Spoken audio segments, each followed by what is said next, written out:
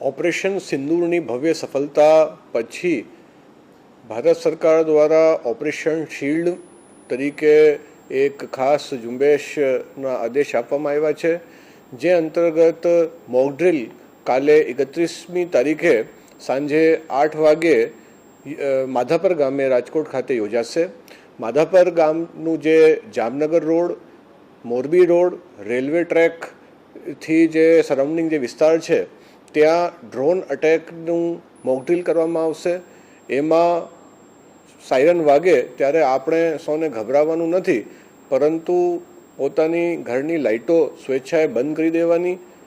આપણે રસ્તા ઉપર ચાલતા હોઈએ તો પાર્કિંગમાં સાઈડમાં વાહન પાર્ક કરી લાઇટો બંધ કરી દેવાની અને કોઈ પણ અફવાઓ ઉપર ખાસ કોઈ ધ્યાન ના આપવાની હું આપ સૌને અપીલ કરું છું, વિનંતી કરું છું.